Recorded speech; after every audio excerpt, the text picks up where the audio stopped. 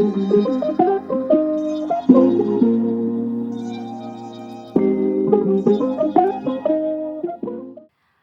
hello. This is the third episode of my podcast, Let Me Go on a Tangent. I am by myself this time, as per usual. But the last episode I did with Jaws with my two friends, super fun. Definitely going to do that again next week. But for this week, I decided to just return to format just a little bit. And the movie that we're going to talk about today is called Nimona. It's on Netflix. I will describe it, the background, the creator, just a little bit, and then go into like non spoilers. Oh my god, no spoiler, kind of rundown of the plot, and then I'm gonna go tell you to go watch it because I just need people to love it. I don't even need a sequel. I just need people to love it and see it for what it is because it's so good. And if you notice that I didn't put music in, or if I did, then just ignore this part. But if I didn't, it's because I'm filming on the multiple podcast computer, which was the only door that was open, and I don't have my thing, and I don't want to look for it. So how about you just be cool with it, okay?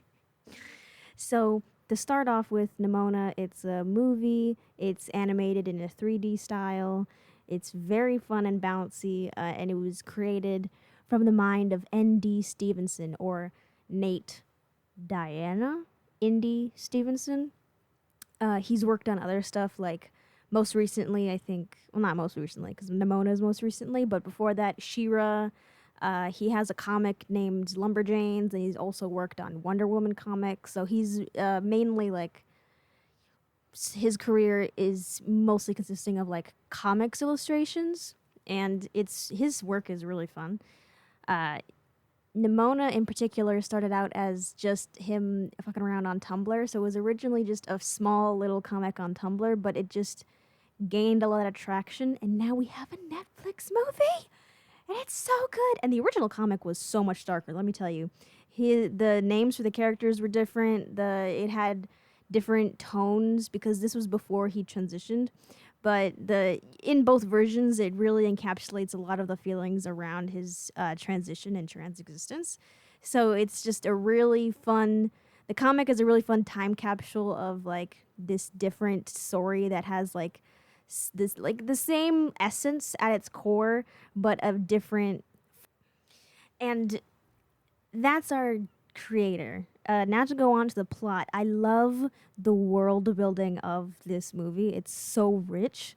It's very like D&D-esque. It's very Dimension 20 Fantasy High. So if you don't know what that is, Google is free.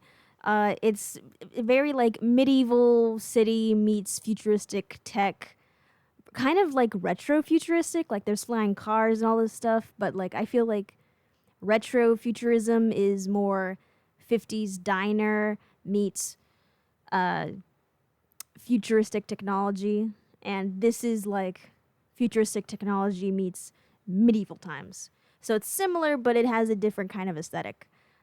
A lot of the technology shown in the movie is lit with blue. A lot of blue in the color palette, a lot of cool lighting when it comes to the like it's like the environment is a character into itself. It is characteristic of the society's mindset and how society feels in this universe. I cracked my knuckles, sorry if you heard that. But it contrasts with Nimona's color palette, which is mostly pink and reds. It's kind of a fun little bit of color theory because blue has a complementary color of orange, but if we're talking like gender norms and like gender binary, uh, blue and pink are opposites. So it really goes to show like how out of place Nimona is, and I'll get to Nimona in a second, but like that was just a fun little bit of color theory, and the world building is just it's so rich. It's so rich. So this city, this D&D like world, it's really just a city surrounded by really high walls to protect them from the supposed monster infested outside world. So I'm not sure what the population is, but if you like took Long Island and walled it off, that's pretty much what this is. It's landlocked though. There's no ocean. It's just the city. There's no other like interaction with any other cities. It's just this one. They're under the impression that everything else is just monsters, like Attack on Titan in season 1 anyway. But also to protect the city civilians is a legion of knights descended from the first knights that founded the city in the first place. So it's bloodline based. And enter our first knight of not of noble blood, Ballister Boldheart. Main character energy. He's our protagonist. Or, yeah, he's the protagonist. It's hard to say, like, I feel like Nimona is also a protagonist, but, like, she's not the thing that pushes the first part of the plot forward. Like, we're here because Ballister is having a conflict, but Nimona is just such a big part of it. And he breaks the ranks, and when he is knighted in a ceremony by the queen, he is framed for her murder, setting off the entire plot, his quest to prove his innocence and eventually bring down the system of oppression which made it happen. And enter our pink shape-shifting creature of chaos, Nimona, who wants to be his evil sidekick. Now that is all I can tell you without giving you spoilers, so everything past this point is spoiler city. Don't come at me, I don't care. Normally, I wouldn't even give you that warning, but I'm trying to be nice, okay? So now I'm going to give you a rundown each of the characters. I have like 8 or so here. We have Nimona, we have Ballister, I have Ambrosius, Ballister's boyfriend. Yay, they're so cute. The director, the queen, Glorith, and then 2 really minor characters, the Squire and Todd. I don't think we ever get a name for the Squire. If we do, then I just don't know it. And then Todd. I'll get to Todd. But let's start with Nimona because she is the best part of the movie, hands down. Don't get me wrong, like every single character is worth their weight in gold. They're just so fun to watch. But Nimona really takes it to another level. She's voiced by Chloe Grace Moretz. I'm trying to think of what other stuff she's done. Hold on. Chloe Grace Moretz, who is in Kick-Ass, who is in Carrie, The Fifth Wave, Tom and Jerry, the movie. Oh, I remember her in that. That was fun.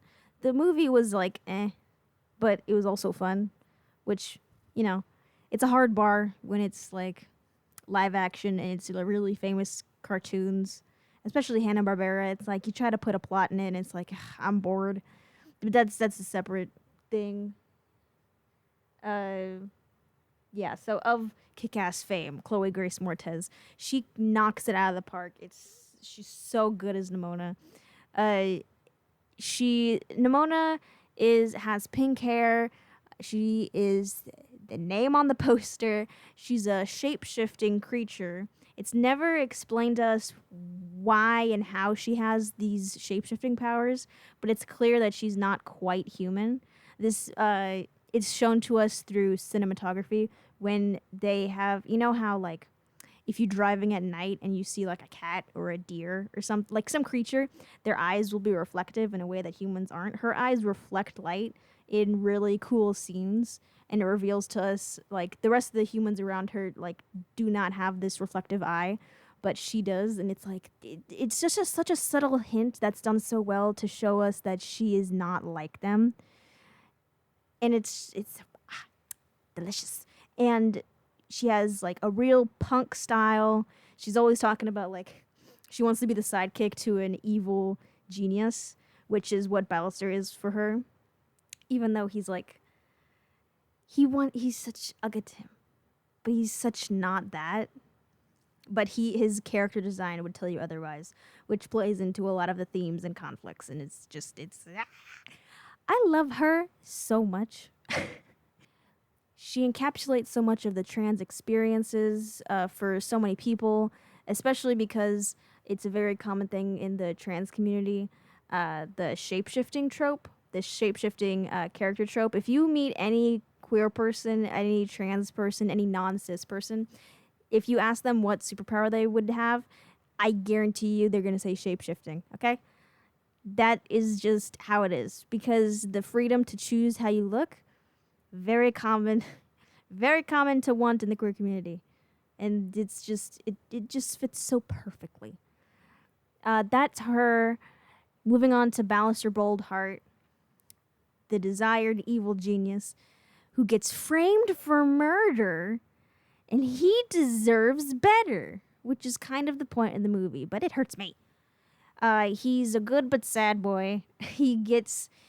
All he wants is to be a good knight and protect the realm, in his own words. He wants to protect people, he wants to help people, and he thinks being a knight and getting ready to slay monsters is the best way to do that. Yeah, unfortunately, he's drinking the same Kool-Aid that the rest of the city is drinking, and it's like, you want to do good, but it's like misguided, and you ended up doing more harm, and it's like ultimately useless. It's like it's like Judy Hopps. It's like wanting to do good, but the way that you chose to do that was to be a cop.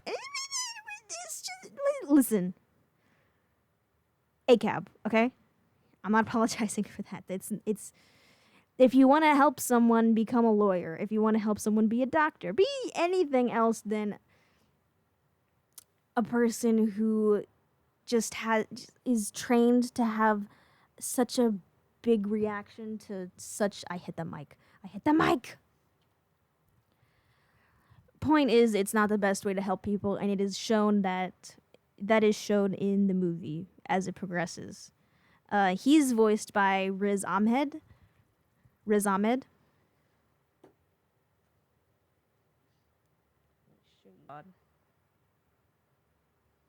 British actor and rapper. He was in Venom. Oh my god, I hated him in Venom. I mean, he was good, but you're supposed to hate him. He was the villain.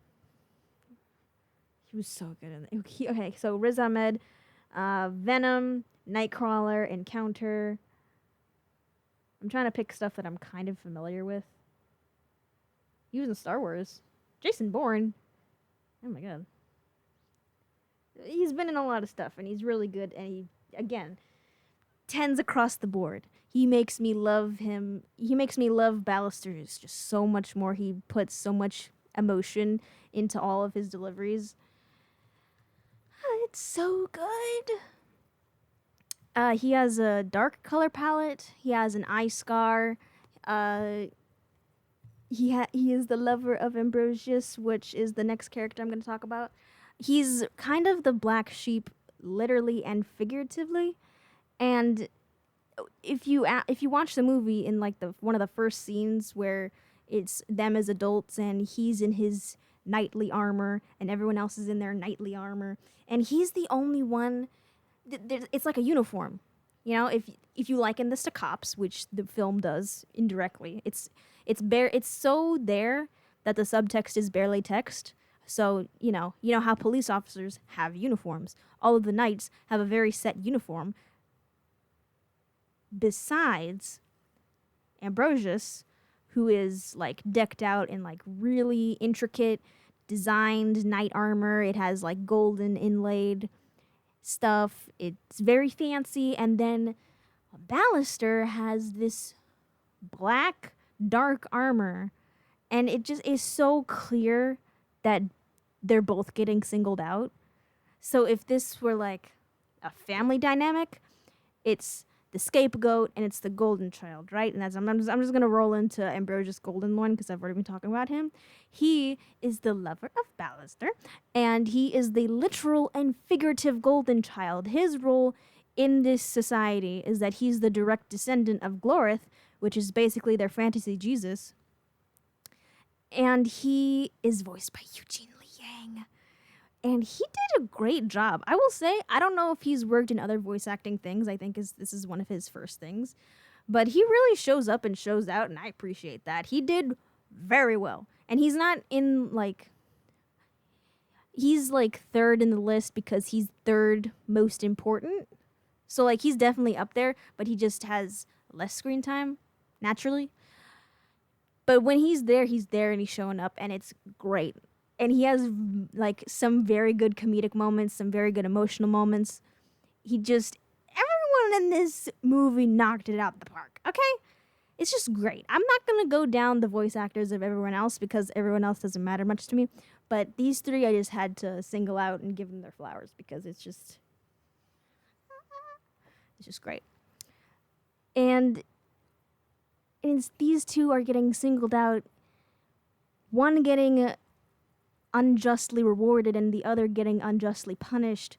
But they're both being treated unjustly by the system in which they reside, in which they like willingly, but you know, they've been conditioned kind of to want this. And it is just so insidious in the way that oppressive systems are, because it's not just about treating groups poorly. It's not just about treating groups of people poorly, like minorities poorly. It's also about conditioning them to feel like they deserve it. It's like the process of colonization is not only to erase one's previous culture, but to bring the new culture's shame and values onto them. They project their shame onto them and make them think that it's theirs, but it's not. And that's kind of what's happening here. It's like, oh my god, it's the history of the thing, which we'll go into later. I'm gonna go down the rest of the characters, all right? Calm down. Next is the director.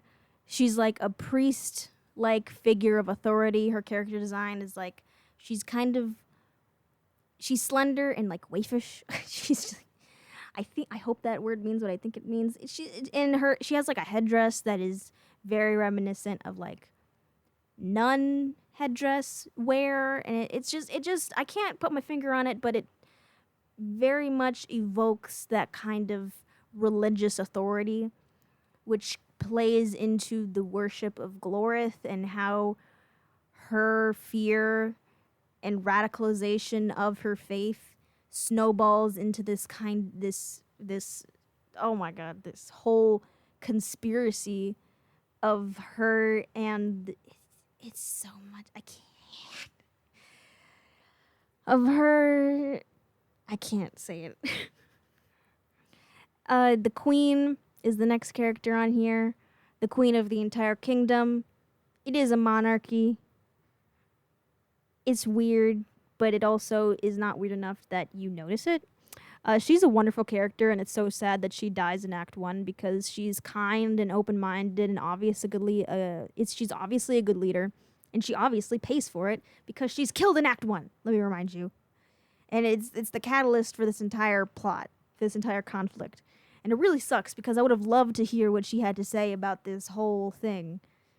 Like, we get the sense that she was much more progressive than her director counterpart, and she wanted people to, like, quote-unquote peasants, to feel like they could be knights. And, like, anyone could be a knight and serve the realm by slaying monsters, even though that's, like, not great. But it's the narrative, you know? It's the narrative that they've lived with, so she wants everyone to feel like they could be something great no matter what their lineage is. Great, right? But for that, like many other leaders with that kind of mindset, is killed, and I would have loved to hear her philosophy about it.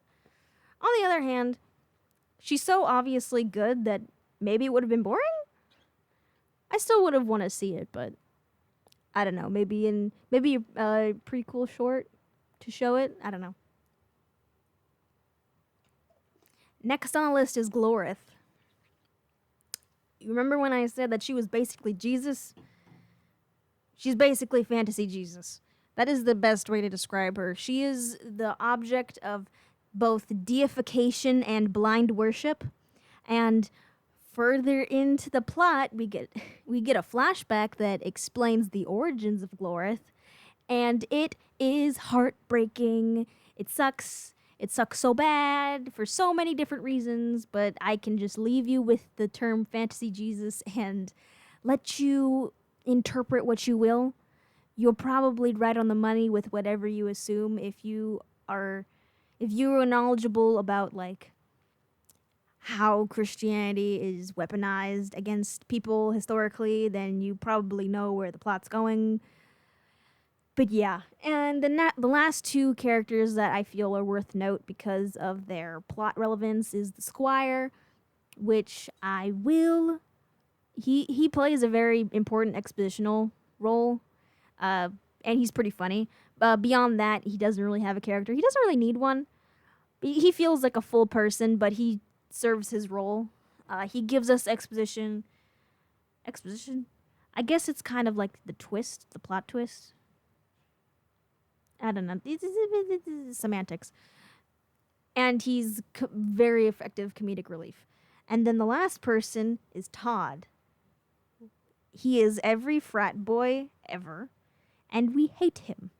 That's really all you need to know. And he has a redemption arc in lowercase letters later in the film. I say redemption arc lightly because it's like, yeah, he stops being like 1,000% a douche. He kind of just mellows out a little bit. I wouldn't call it a full-fledged redemption arc. But, you know, he's fine. I still hate him. He sucks. He's bigoted towards people. He's entitled. He's really dumb. He can't even, like most bullies, he can't even bully right. Because how are you going to insult me with something that I've heard before? Get original or stop bothering me. But with that all out of the way, that's all of the characters that I feel are plot relevant.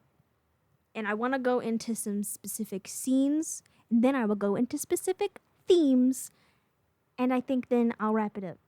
So the first scene in the movie, and all these scenes are in chronological order. So it's just, I handpicked some that I really wanted to talk about because they're just so, like the whole movie is good. But these are the particular ones. I think there's 9.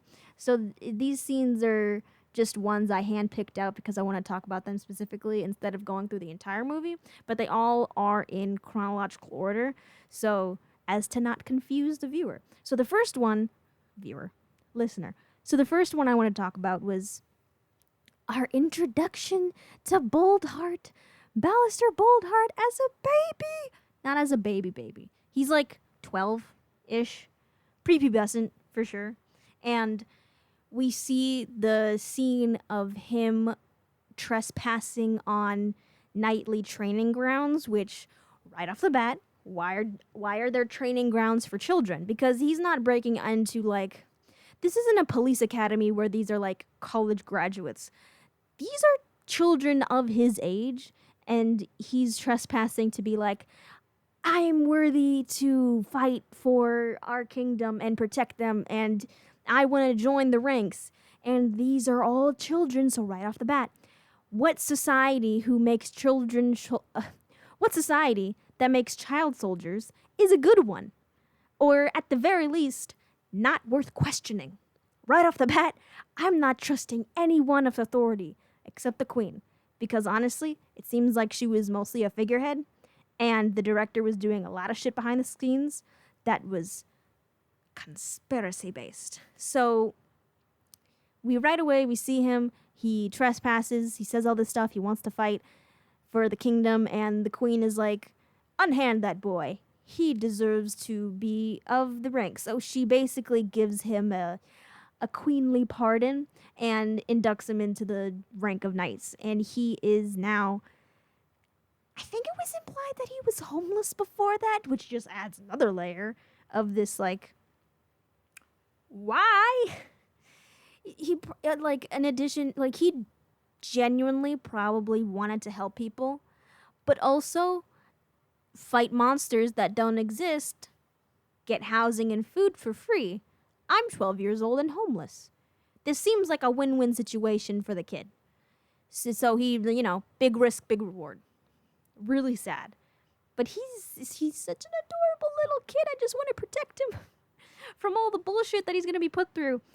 And this scene is televised across the city because it's about to be the night ceremony, and it's like on television, it's on the news, everyone's like, it's an origin story for the new knight. Will he make it or will he not? Kind of news story. Everyone's nervous because they're like, this is the only knight in like 100 years that isn't of noble blood. Will that matter? Will this be the crack in the wall that makes the whole city fall? And it's this whole hullabaloo, right? And then right afterwards, we cut to Ballister as a full adult, and he's watching the news. And this is the second scene because I can't remember any like thematic relevance, but it's very cute. And I like it a lot because it's just a sappy scene between Ambrosius comforting Ballister, and he's being like, soon everyone is gonna love you like I do. And then they hug, and then they kiss, and then he lays his head on his shoulder, and it's fucking cute, okay? What, I can't want some wholesome queer rep in my soup? I can't want that? It's good. It's healing, and it's really bad if you've already watched it because you know what's gonna happen next. They obviously have a very good relationship, and it's really depressing to know where that goes, because I'm gonna tell you, it's not uphill. Then the third scene is the ceremony where the murder takes place. I need to take a breath. So it's the knight ceremony where the knights get knighted. Do you turn from a squire to a knight? Because can you be called a knight if you have not yet been knighted? Whatever. It's that thing where the queen takes your sword and taps both your shoulders and say, you are Sir blah blah blah of the whatever realm. So it's this big ceremony, and as Ballister is getting knighted, side note, before this, when they're in like the locker room, which it is a locker room, and Todd is being a frat boy, so it's very fitting. But in the locker room, when they're getting handed their swords by the squire, which is the twink of exposition, Ballister holds his sword, and you can see that he holds it almost like when you pick up like a bat or a arrow, like a bow and arrow. You can tell if it's weighted correctly if you've held it before and you're really skilled with it. And once you've practiced with a piece of equipment, you know what it's supposed to weigh, and you know how it feels in your hands. So he's weighing it in his hands like, this doesn't feel right, but it's quickly like glossed over. It's a bit of foreshadowing that this is not his sword, and that foreshadowing pays off when he gets knighted by the queen with this sword that's not really a sword. Well, I mean, it is a sword, but it's really a weapon. When it is handed back to Ballister by the queen, the sword hilt opens and shoots this ray of death into the queen and kills her. And of course, since he's holding the weapon, everyone is quick to jump on, oh my god, he killed the queen. In reality, it doesn't really make any sense, but with all the prejudice and bias against him already, and the fact that, admittedly, he is holding the murder weapon, it's easy to connect dots and be like, oh my god, he killed the queen, get his ass. So he is disarmed by Ambrosius cutting off his arm. And it's really sad because he runs away and he doesn't have an arm anymore. Which he defends Ambrosius by saying it's how we were trained to disarm a perpetrator or aggressor, by literally disarming them. And again, back to the child soldier concern, why would you teach children to disarm a combatant in such a violent way? In real life, you don't disarm someone by cutting a limb off. You just take away the weapon. It's such a egregious amount of overkill, which again is interesting, the parallels between how knights operate and how cops operate, and the parallels drawn between them. But it's also interesting because this is just another pillar in the stack of doubt, the Jenga tower of doubt of why would you do that? And would a good society have an institution which does this? which this is a protocol that they have. The answer is no, but they want to tell you it's yes, so whatever. After that, we have the next scene number 4, where Nimona finally reveals herself and Ballister and her meet. Oh my god, it's so fun. We don't know that she's a shapeshifter yet, or Ballister doesn't know yet. He just knows that this lost, sassy child of pink hair is like, you murder the queen. I'm into that. Let's team up. And I think her exact line is, hide away, raise the town that disowns you to the ground, and overthrow the government. Which again, tasty little bit of foreshadowing, as they do raise it to the ground and they do overthrow the government, but like in a good way, not in an evil way. Which I guess this is kind of a theme, but Nimona consistently is like, oh, let's be evil, I want to break stuff, I want to like, embodying her kind of like punk persona, but it is also very clearly a defense mechanism, because all her life she has been like just put down and disowned herself. And you know, when you're told you're a monster so many times and you start to believe it, the only choice really is to start owning it, and that's what she does to protect herself. But coming away from that sad shit, the meeting is super funny, because she's like, oh, you want to go and talk to the guy in charge, which is basically your husband, and he's also chief of police, so how do you think that's gonna go? And Ballister's like, I know my husband. Smash cut to him in prison. And obviously he gets broken out, but that's not the point. The next scene I want to talk about is a little later, when they are interrogating the Twink of Exposition. And this is less of a plot reason I want to talk about this scene and more of a emotional beat, because we had an emotional beat while he was in prison about her saying basically what I was just saying. It's like, once they see you as one thing, you can't change how they see you, no matter how hard you try, which is why she's owning the monster persona, the evil persona, I should say. And this is sort of like a continuation of that sentiment, where she's like, Ballister asks, why do you shapeshift? Couldn't you just not? And she's like, yeah, I could, but I'd die. And it's less of a literal death and more of a metaphorical death, which this ties into the theme of trans existence. I think I'll just weave into the themes. But it's, as a trans person, you really have options that are, it can feel like you only have bad options. And, you know, in some places that's true, but it can feel like you only have bad options. You can either live as a lie or be true to yourself and hate it. And I think what Nimona shows us is that there really isn't a choice. She says shapeshifting is a part of who she is, and if she didn't do it, she'd die. And even though that's not literal, she just wouldn't be living, and she's not willing to make that sacrifice. And even if she was to make that sacrifice, how long would it last? And what worth is a life like that if you can't actually enjoy any of it?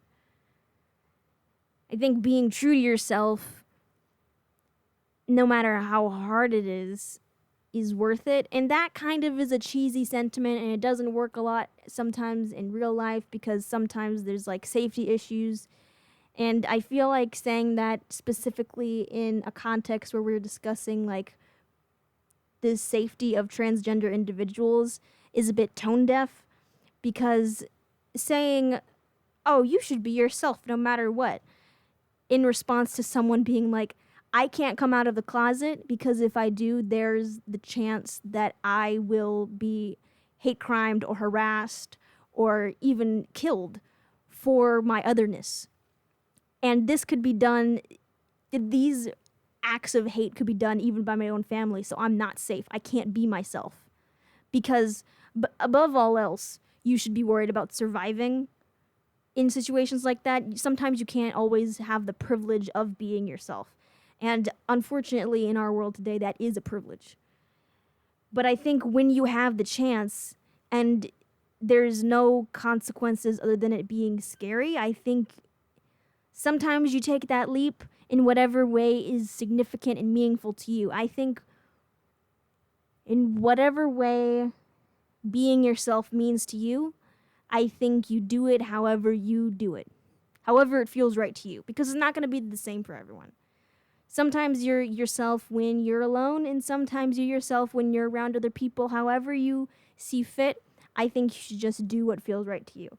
And thus ending... I'm going to move on, okay? But it's an important part of the thematic themes of this movie, and it's very personal to me, and I really like it, okay? I have a lot of thoughts and a lot of feelings. But yeah, that was the interrogation scene. The interrogation scene is basically all comedy. I was focusing on the part that was the emotional beat before they start interrogating the expositional guy, the squire. But yeah, that's why it was important to me, because that's just one of the lines that really captures the entire film's message to me. The next scene we get, oh my god, it's after the scene of Nimona, of Ballister betraying Nimona and being like, oh my god, I have to explain the scene that happens before that to explain the flashback of Glorith and Nimona being friends to enemies. Okay, so buckle up, right? I'm about to go off on the government and religion. Mostly on religion. Which might be more controversial and dangerous, but fuck it, I'm already in it. So, there's a scene of the director being caught red-handed, and basically Ambrosius is about to arrest her, but before she gets arrested, she pulls a deus ex machina, I cannot pronounce that correctly, and she pulls out this scroll out of her ass and is like, this explains everything, this is why I'm innocent. And the scroll depicts Glorith, which is their fantasy Jesus, fighting a big monster. At the center is little baby Nimona, clearly a little pink-haired child at the heart of this monster. So her defense of her obvious conspiracy and corruption is that Glorith fought a monster that kind of looks like the shape-shifting girl that we've seen in modern day, and this monster has come back specifically to fuck with her in the city. Now, if you took 2 seconds and realized how many fucking plot holes are in this story, you would realize how much horseshit that is and put this woman in jail. However, because this whole city, and especially the knights, have been drinking motherfucking Kool-Aid and just fully brainwashed by the propaganda of this fantasy Jesus religion, and they believe it, hook, line, and sinker. And it's like, to the discussion of religion in, like, our world, it's this kind of like, even if that was true, it's so old, it wouldn't be relevant anymore. And I am not coming for the Bible, okay? Shut up. That's not what this is about. It's about, like, even if that scroll were the truth, how would that matter now? Because it didn't matter before then, right? It's not a thing that was like a scripture plastered in, like, the hall for everyone to see. It's not like in City Hall for everyone to see that, like, oh, this is the monster that she fought. And if it was so important, don't you think it would have been in, like, a museum or something? We all know what the Bible is. Many people haven't. However, this scripture, this scroll of supposed great importance, was rotting away in a mildewy cave hidden underneath the castle. It was literally in a room full of cobwebs, so obviously it didn't matter until it was convenient for her. If principles are only principles when it's convenient, it's not much of a principle, is it? If faith is only faith when it's convenient for you to oppress other people and morphing a society to what you want, it's not much of a faith. It's just another oppressive tool for religion and the government, when intertwined, that you can't even notice the difference anymore, to further harm and demean and demoralize and dehumanize these minority groups. In the movie, that means Ballister and Nimona, which basically means they're fucked. And Ballister, being told this information, is back to his brainwashed days, and he has the seed of doubt planted in his mind, and he accuses of Nimona of coming back specifically to fuck with him, and it breaks her heart, and she runs away, and we have this flashback of Glorith and Nimona, the actual Glorith. Not as like this shining figure of like a beautiful warrior, as a child, which is how Nimona met her. And they were really good friends. They weren't enemies at first. They were really good friends as children because Glorith didn't have... You know, children, hatred is a taught thing. And she wasn't taught to fear her yet. So she didn't, and they were good friends. However, when faced with the adults of the town she lived in, that is when the problems arose, because the adults were fearful of her, even though she clearly held no ill will or ill intent towards them. And they've been playing for like a couple months at least. Like the montage that flies by is like of many days playing, and the parents know that she has a friend. They know Nimona because we have a scene of them playing in front of her parents, so they know her. But when faced with something they don't understand or don't know, they are immediately fearful and forget all of the history that they have of them just being children and playing.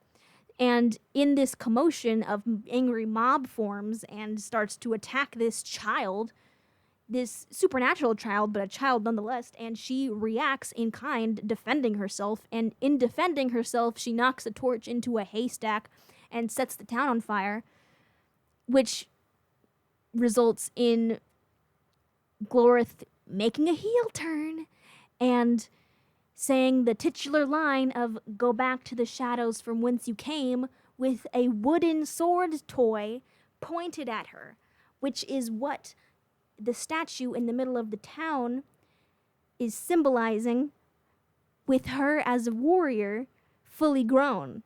So you kind of can see the hyperbolization, not sure if that's a word, the snowball effect of history just mythologizing and deifying this child's actions into this whole religion, when in fact none of the stuff that they believe in happened. It was just this child being taught to fear what she doesn't understand, even though she did understand it. She's just being told she doesn't understand it because the other people around her were fearful. Ugh.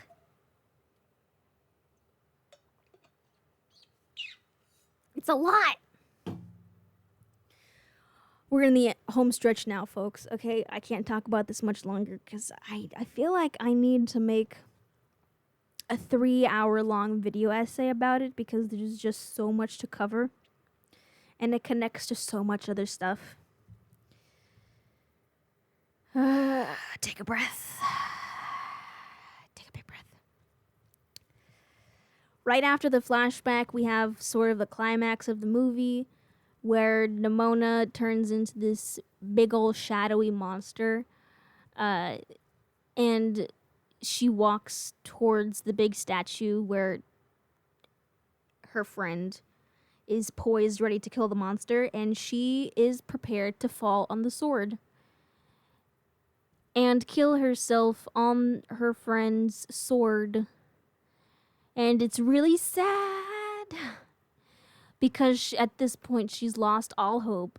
The flashback was basically a PTSD flashback because it was like she was getting re-traumatized with the betrayal of someone she thought she could trust. And it just is so bad, and she's being harassed by the fantasy cops. And she's not even, all of the destruction that happens to the city isn't really caused by her. It's caused by the overreaction of the city's citizens and knights. Because they're firing weapons at her, which makes her fall and, like, hits stuff and misses her and hits stuff. And it's like, if you were to just let her be, there wouldn't be any problem. Which is also it's also... That's also shown through how the director is prepared to shoot a giant fucking laser into the city to kill the monster when that, like, the Institute's night program, the entire point, supposedly, is to protect its citizens, and yet the leader of the institution is willing to kill half its citizens to kill the monster that isn't even trying to hurt them. The inherent hypocrisy in her actions reveals so much about this whole, like, the whole point. The whole point is that it's, like, when you lead with fear, you end up doing more harm than good. If you were to just not be an ass and be a little bit more understanding, the problem wouldn't be a problem. And that also goes into one of the main themes, which is shown by Ballister, because Ballister stops her from falling on the sword and says that he's sorry and that he says, "I see you, Nimona, and you're not alone." And he offers understanding, and that's what changes Nimona's mind. That's what brings her back from the brink. And the theme, I think this is one of the most powerful themes, like, bigger than anything else. The emotional theme is that love is powerful, but I think almost more powerful than love is understanding. And it's the most powerful thing you can offer someone, because you can offer that to anyone. You can't offer... I think to say that you can offer love to anyone is, like, kind of decreasing the value of it. That's not right. It's simplifying what love is when it's so ambiguous. I don't think you can love everyone. I think to love everyone is a painful and useless endeavor, but I do think you can offer understanding to everyone. That's something you could offer anyone. And it's what is offered to Nimona, and it's what drags her back from the edge. And it... God. Friendship really is magic, y'all. The pony's got it right, okay? I said what I said. I really can't make it any more simple than that. It's... when you offer understanding, it makes everything else a little bit easier. And that's something you can offer anyone. Unfortunately, it does not solve the problem of Nimona dying, because even though she doesn't do it in a sad way, she does still die because the director is shooting that big-ass gun into the city. And she sacrifices herself to stop it and save the city. Really save Ballister, because the city at this point has been so rotten to her, but it's just showing that how good she is. She wears the evil persona as a coping mechanism, and she owns that, but she really just wanted to be seen and be loved. So she turns into a phoenix, which is just so smart. And again, a great bit of foreshadowing. She turns into a giant phoenix, flies into the gun, destroys it. She dies. But since she was a phoenix at the time, in the epilogue, I'm just going to brush over how Ballister's reaction to Nimona's death hurt me and go on to the epilogue where everyone is like, the wall has been destroyed. There's travel inside and outside. It's much more mellow. There's no more knights because would you need them? You don't need cops in a peaceful society. And there's no more institution. And everyone loves Nimona because they recognize the sacrifice that she made for them. And Ballister goes back to their hideout and is greeted with Nimona because she's alive. She's back because she died as a phoenix. And what do phoenix do? They die and they come back. They rise again, motherfucker. Oh my god, could you hear that? It was so hollow. I'm dehydrated. But yeah, that's the ending. And it's great. And I'm mentally ill about it all day, every day. I'm rotating it in my mind like a microwave. But yeah, I kind of touched on all of the themes while I was explaining the scenes, which kind of worked out. I think I'm going to call it here because I'm tired of talking. Thank you so much for listening. I don't know what I'm going to do next week, but I'm hoping it'll be a multiple people episode, I should say. Thank you, Pacific Tiger Broadcasting. And thank you, Andy Stevenson, because you have saved my life. Yeah, bye.